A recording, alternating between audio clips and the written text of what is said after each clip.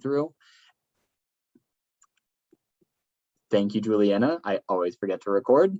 And then we're going to work on recruitment planning review. So you all are this week going to start developing your recruitment plans. We've talked a lot about all the complicated parts that go into it. And so I wanted to create a little bit of space for us to answer questions, walk through the how to use the manager, any questions you might have before you embark on that work in the coming week. And then we'll have some additional questions and next steps. Where we're going to cut out time because we're running a little bit behind are likely in the scenarios. Even though we would love to give you lots and lots of time to practice these different tools, we think that coming off of the last conversation, you might have a lot of questions and potentially some anxiety, some frustration that we want to make sure that we don't shortchange the time that you have with staff to be able to talk through and have dialogue about some of those challenges. And then we also might cut a little bit of time on the recruitment planning and just make that about questions that you might have. So with that, our goals for today are to define your goals for management of a recruitment team, to gain a deeper understanding of what quality recruitment team management looks like, to practice management scenarios and gain confidence in your ability to manage a team, and to come away with concrete next steps and strategies to achieve management goals. The last one, I will say concrete should be more like unsettled concrete. We've got a lot of different ways for us to make sure that it gets hardened in a way that's actually going to support us as a strong foundation. I don't know how much longer I can extend this metaphor, but I'm really excited to jump into this work with you all. So let's dive right in. Management best practices. So the most important thing about management and recruitment is to know where your team's responsibilities are. And of course, our favorite thing, the recruitment pyramid. So who's sick of hearing about the pyramid? Not me, my favorite thing to talk about.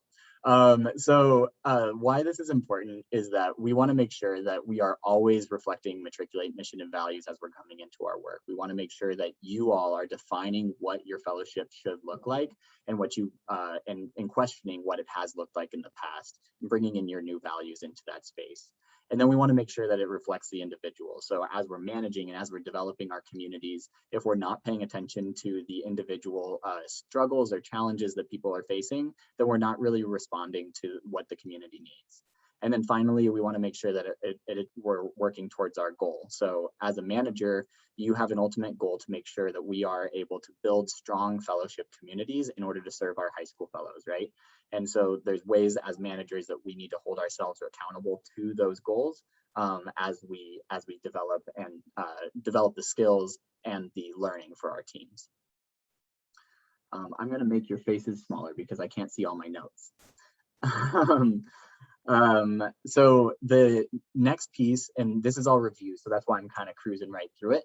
The next piece that I think is really important for me as a manager is understanding what the expectations are for my team and how our roles interplay with one another. So just as a review, all of us share similar goals across our positions, but we all have different responsibilities in order to make sure that those get achieved. So we're going to just think about the fall for now because that's just all we need to think about.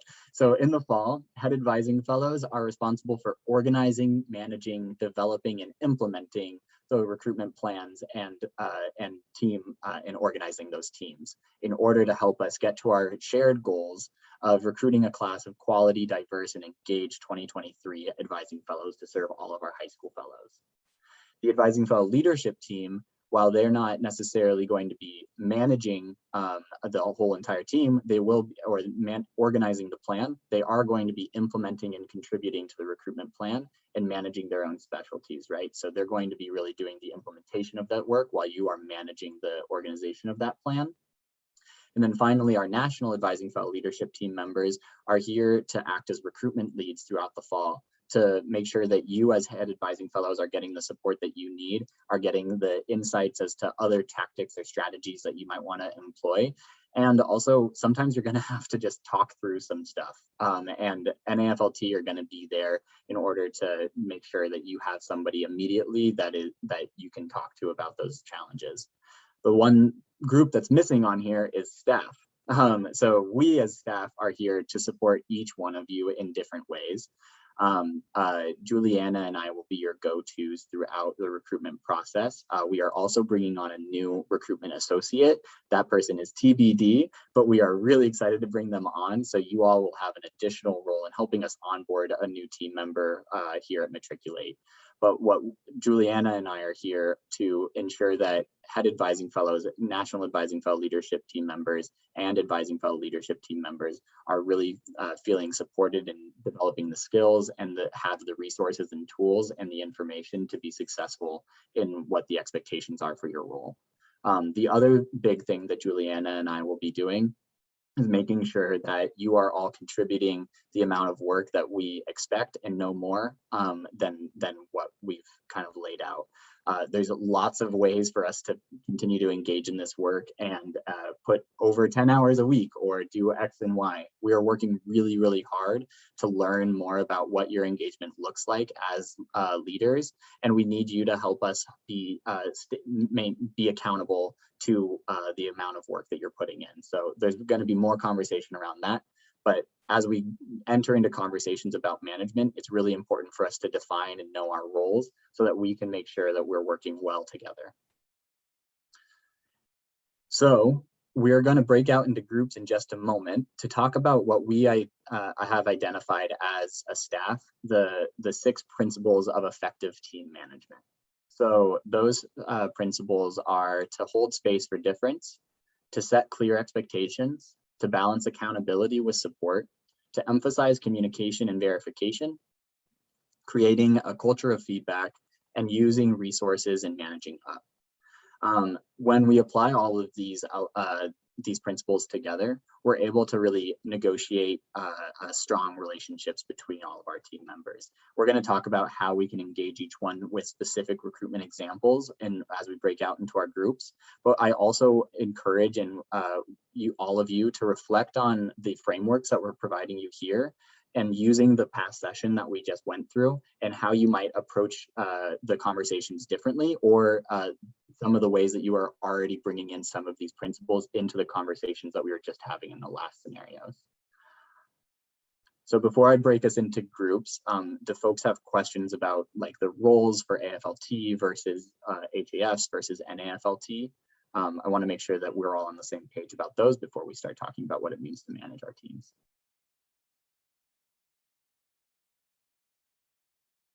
Great.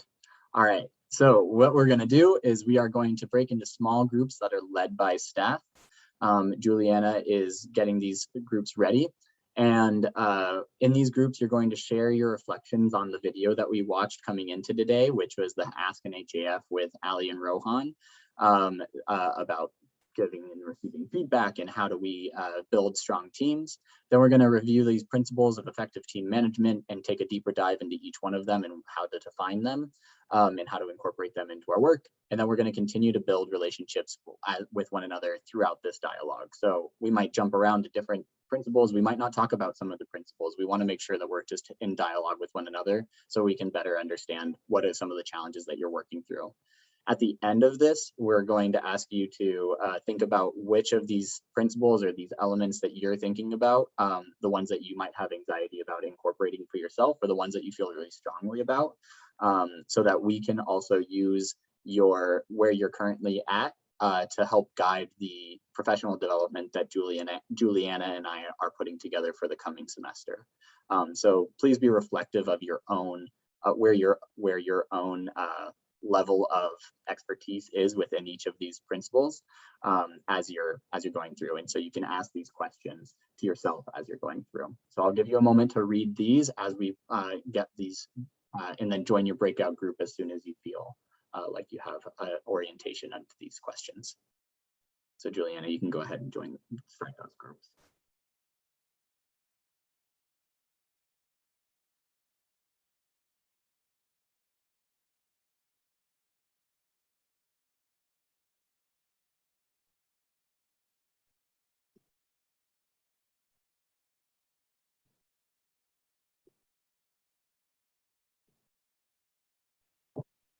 That you're in group 1.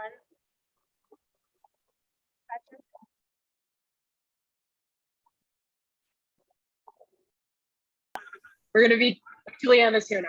Okay, Juliana, you can explain the directions. I think we opened the breakout rooms a little early, so we kind of jumped the gun on joining the breakout room. So I might have missed a little bit of Patrick's instructions towards the tail end. Yeah, that was my fault. I got a little eager and I opened the breakout room, so I can explain.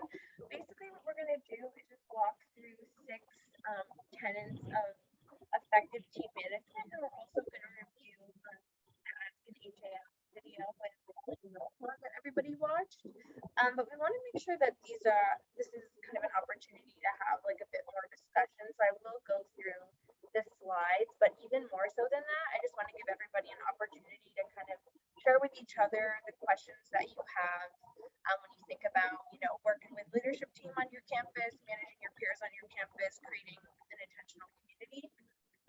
So I'd love to kind of keep things open rather than just sharing my screen and talking at all of you.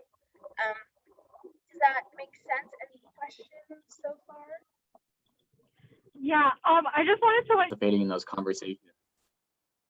I hope that those conversations were fruitful, and if nothing else, that you felt like you established a little bit more of a relationship with the staff as we're having these conversations.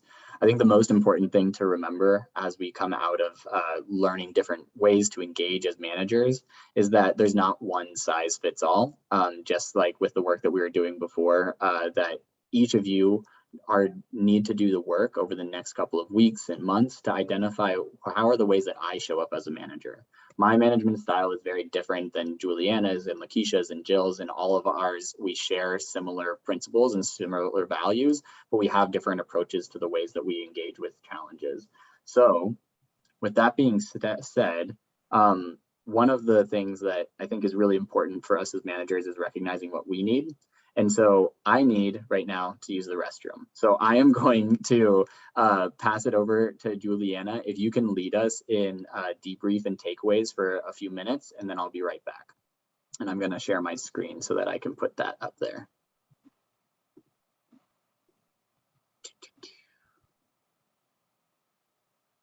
Oops.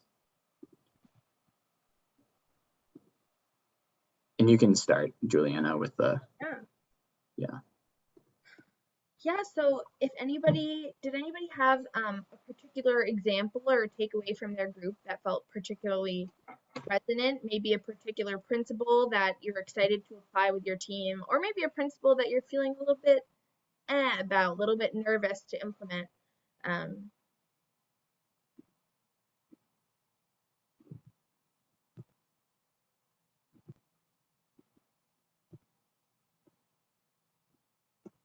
Anyone? I know there was good advice. In my group, there was some great advice, some great examples.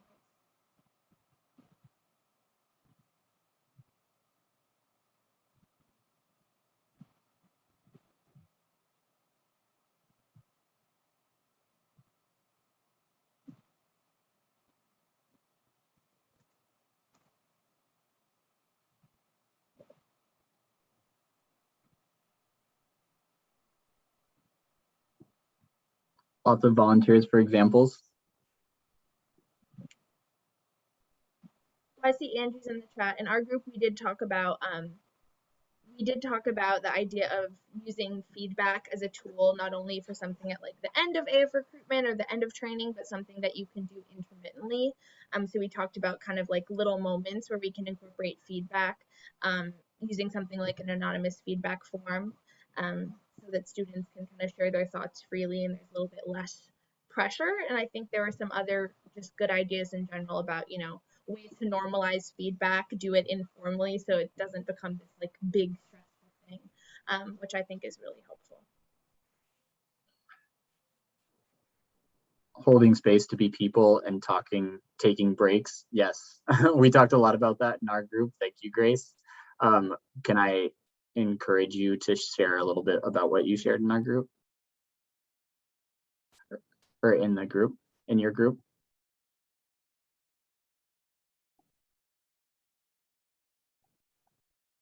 One thing that I think is really important is that when we are holding space and taking breaks, is that one of the things that I think we do as a culture at Matriculate is that we see challenges and we always want to find solutions.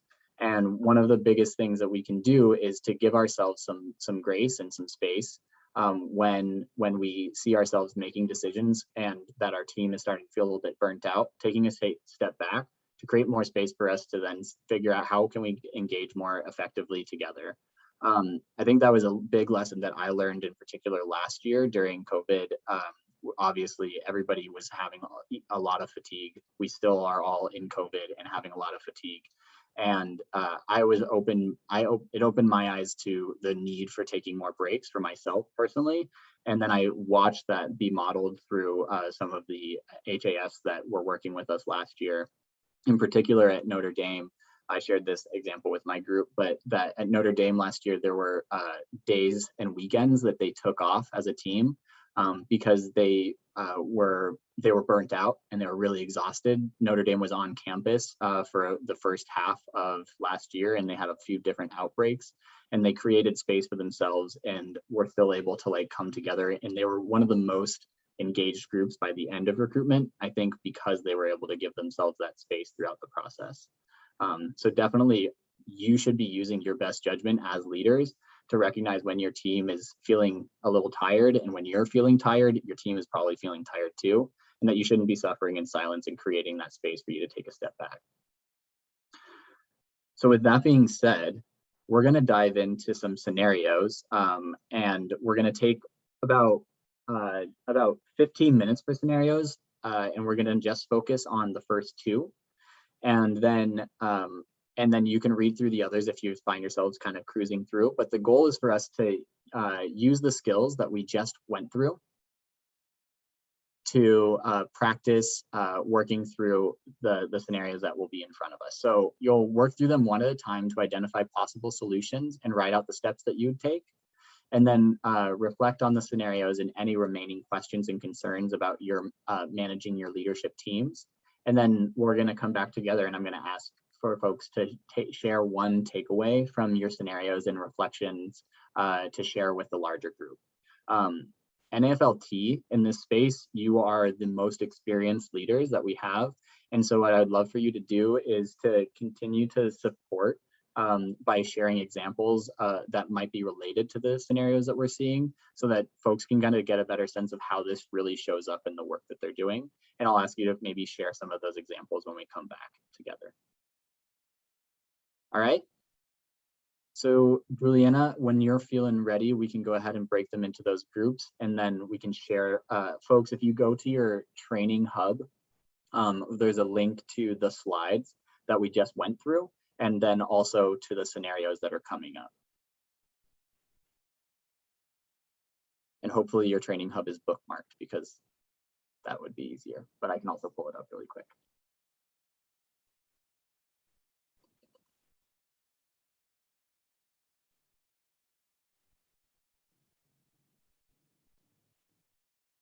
As we're pulling these up, Lakeisha and Jill, if you have any like specific takeaways from your conversations that you feel like would be helpful to share to the group, that'd be welcomed.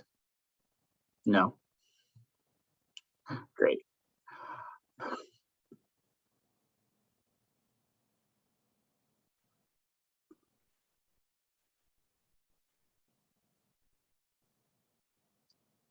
Do folks have the access to them, to the scenarios?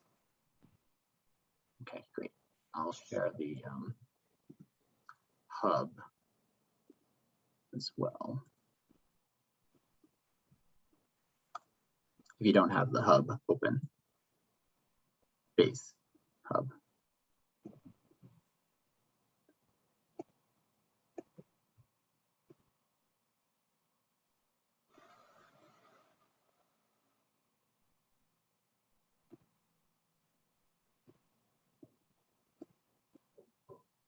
Okay.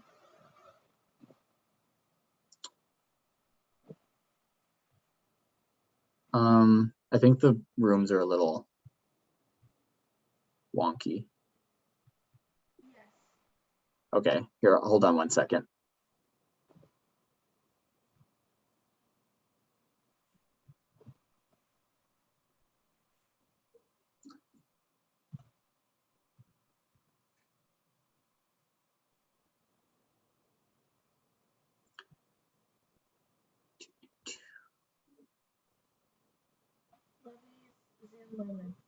Yeah, another Zoom moment brought to you by Matriculate. Thank you for your patience. We will come back to you right after this short 30-second break. How are folks sitting with the idea of managing a group of 3 to 5 of your peers? Are you feel like just one word in the chat? Nervous, excited, prepared?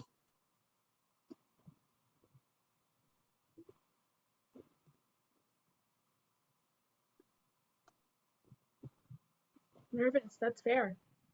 True. Excited and nervous, love that. All right, here, Juliana, I'll recreate these real quick.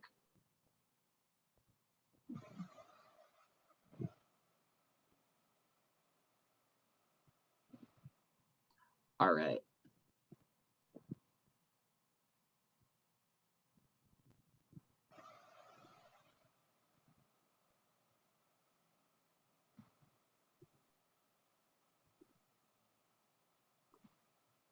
Okay, go ahead, folks.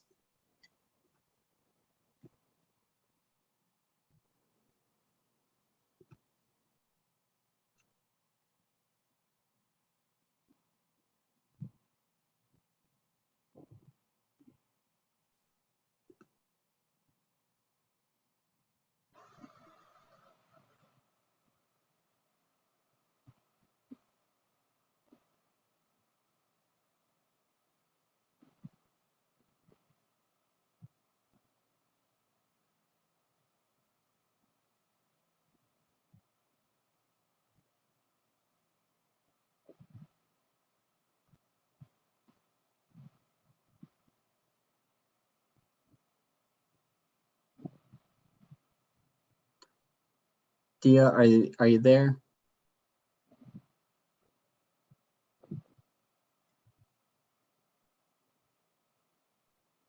Great. Stop recording. Recruitment manager in just a moment, but thank you for the recording. But we also want to recognize that that it's important for us to strike the balance of how are you going to define yourselves as managers, and so we're trying to strike that balance. So throughout the rest of training, there's a lot more practicalness to things, and you're going to get some more practice actually like doing the work of being of an head advising fellow.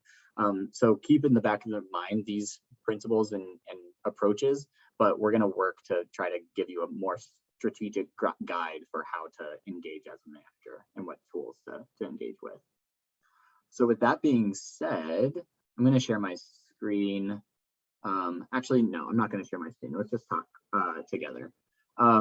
Did anybody in your group have a particularly helpful solution or approach to one of these scenarios? You can go ahead and unmute or and share what one of those solutions were or approaches. Was anybody surprised by these scenarios? Go ahead, please. No, go ahead. Ren. I was with Grace, and I really enjoyed both our conversations about both scenarios. Specifically, I think something that underlined both of them was like the use of one-on-one check-ins.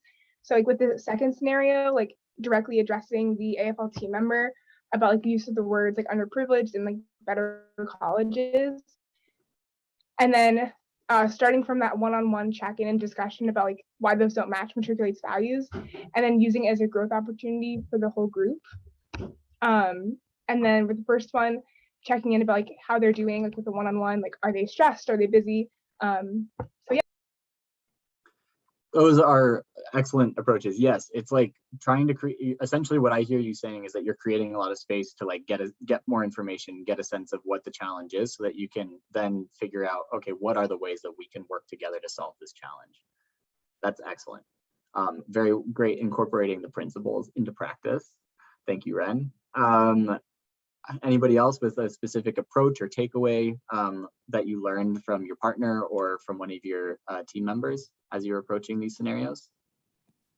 Yeah, something that I remembered, this is for scenario one, is kind of just to remember that these are people, and that, yeah, they're not making meetings, and yeah, they're skipping meetings, and that's not good, but just remembering, hey, this person might have something going on with their family. They might be dealing with some mental issues, whatever the case is. And so making sure that as leaders, we address those issues and not just keep it focused on, you're not doing your work, what's wrong with you, get to work. And more like, hey, what's going on? Why are you not coming to these meetings? What's going on with you? How are you feeling today? You know, those types of things.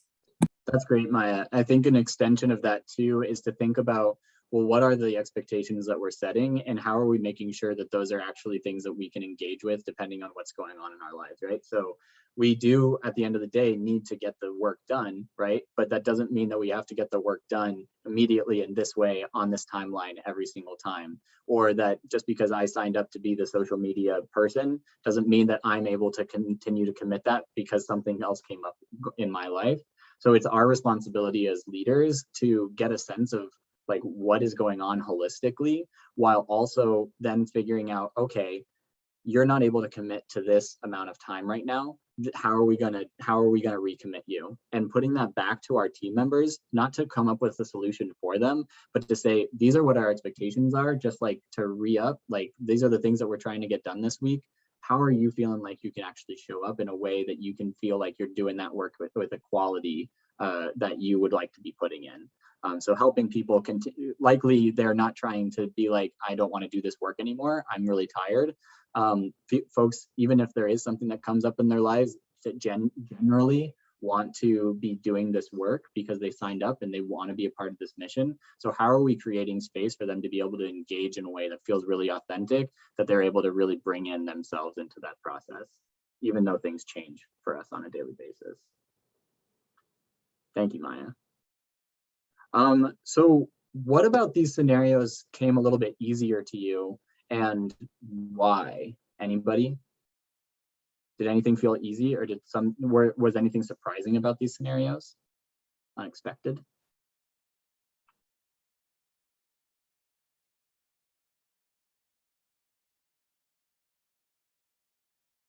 Is this what you kind of expect your AFLT to kind of, how it might feel like to manage folks? Yeah, these challenging scenarios. Okay, great. So I want to be cognizant of time, and we could continue to debrief these for a long time, of course, but I want to give a couple of next steps and walk through some of the things that I think we've talked a lot about in the recorded sessions, but you might have questions around in terms of like how to use the recruitment planner, what the expectations are for creating those plans. So we're going to pivot a little bit to, okay, now we've thought about what it means to be a manager. Now we're prepared to actually start thinking about our plans and how we're going to engage our teams and set those expectations in a really clear and informative way. So I'm going to come back to our slide deck.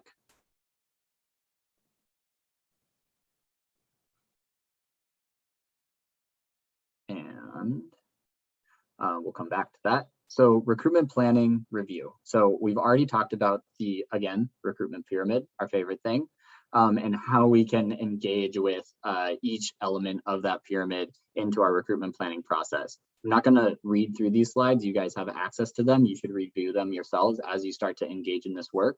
But the most important things to focus on are our goals, right? Which are that we're focused on serving high school fellows with quality. With our values, that we want to make sure that we're representing our desired and unique cultures and communities on campus, that we are creating opportunities to meet candidates where they are at, right? So that we can continue to grow our communities, and that we can be more intentional about the outreach that we do. And then finally, that we're reflecting our ultimate goal, which is that we are working towards meeting national recruitment targets, yes, because we want to serve a certain amount of high school students. And the way that we do that is by having a certain amount of advising fellows. But a big part of that is also being accountable to the quality of those advising fellows that we're bringing in. So just because we hit a number doesn't mean that we actually have built strong communities. And we want to make sure that we're bringing in advisors who are able to commit to the experience and that we are able to retain throughout the process. And a big part of that has to do with the way that we recruit them, the way that we communicate to them, and the way that we kind of balance all of our goals versus our culture versus the way that we want to engage as an ongoing community. So a big part of that is using the tools that we have through our recruitment process to outline really clear and effective plans that work towards these principles and towards these elements so that we can manage our teams. So I was planning on jumping into the recruitment manager and kind of doing like another walkthrough, but I know that we've already done that. So instead, what I'd like to do is to open it up to folks and see if this is even a challenge that you're facing right now, because the next steps out of today's meeting is for all of you as head advising fellows to start developing those plans. So this is your opportunity to start asking questions about how to use these managers effectively, about what an outline might look like. And we're going to talk about these a lot more next weekend and in the next session on Wednesday. But we want to give you a jump start as leaders to be able to kind of ask questions directly to Juliana and I about how to put these plans together. So what questions are you sitting with about going on and developing your recruitment plans for your fellowships? You can throw them in the chat or you can reach out by unmuting yourself. I'll go ahead and open this up just so that folks can kind of get a visual reminder.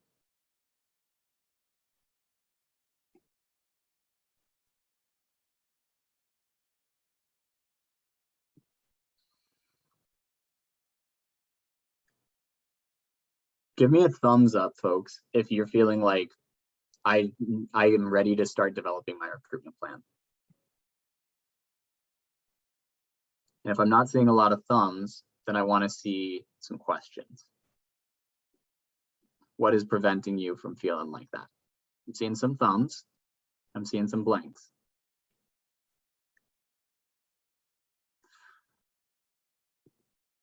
All right, I'm seeing a lot of folks that feel ready to start developing your recruitment plans. That's honestly, I'm gonna admit it, I'm surprised. I think that a lot of the time at this point in the process, head advising fellows feel a little bit nervous to like own this process, put a plan together and move things forward. This is also the first year that we have had a month-long training that you've been doing on your own, and that you've come into training having had a bunch of experience and thoughtfulness going into this planning process. So I'm excited that you're feeling ready to do this work. I was nervous coming into today that the expectation of putting a plan together was going to be really overwhelming, but it seems like things might feel okay right now.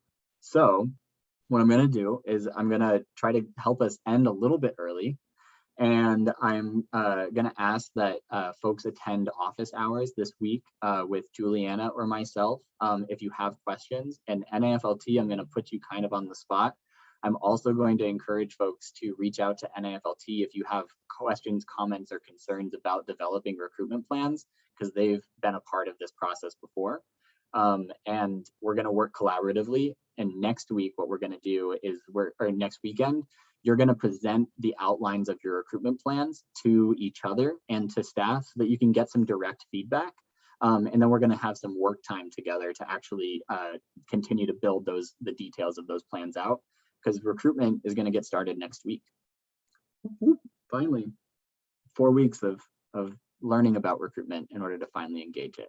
I know, Ben, I feel the same way. All right, folks. So with that, we're going to give some next steps. Go ahead, and these are all in your the training hub as well. So feel free to write them down as a reminder. But on the 11th, and the time is not to be determined. Juliana, can you remind me the time real quick? It's at 6, right? For Wednesday, that is at 5 to 7 p.m. EST on Wednesday the 11th, how to build a cohort. Recruitment best practices. 5 to 7. EST. I'm just going to change the slide and then represent it because I don't want to give you guys false information.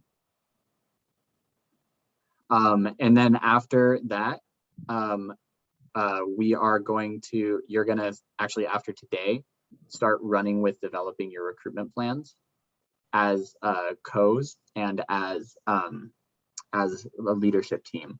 So the expectation coming into next weekend is that you have held your second recruitment team meeting, the meeting agenda for that is going to be released tomorrow. And the preview is that we're really just going to focus on work time for you to develop your recruitment plans and for you to start thinking a little bit more intentionally about assigning those specialties. Once you have a plan in place, it gets a little bit easier for folks to kind of see themselves in those roles. And I'm going to work to share the data for all of you for your AFLT as to what the goals were that they've set for themselves and the recruitment specialties that they've indicated as being interested in holding, so that you can kind of tailor your plans a little bit accordingly. So that should come out tomorrow. And then on the 14th to finalize a draft of your recruitment plan through the end of August. Usually we have students do it all the way through the end of the early recruitment deadline, but we think it is more realistic for you to really focus on this next couple of weeks. And then we'll come into the next session on Sunday to present those plans, as I said, and we'll get some feedback on them. So please use this time this week to just think about developing your recruitment plans, reaching out to me, to Juliana, to NAFLT to get some additional support on developing those plans. But these should be rough drafts. It's not going to be perfect, and it's not going to feel great this first time. And then come into those meetings with your AFLT to work on them a little bit more. And then again, coming into the session on Sunday to work on them together. Thank you everybody for showing up and for attending the first long day of live training. We're really excited to have you all here, and we're going to connect again in just a couple of days. Julian, anything else you would add that I missed? No, thanks everybody. I do just want to highlight Ben's question in the chat about office hours. Patrick and I are office hours at the same time every week. So mine 1 to 2 p.m. Tuesdays, Patrick's are Thursday, 2 to 3 p.m. That's an EST. And you all should have been shared on the Google Calendar.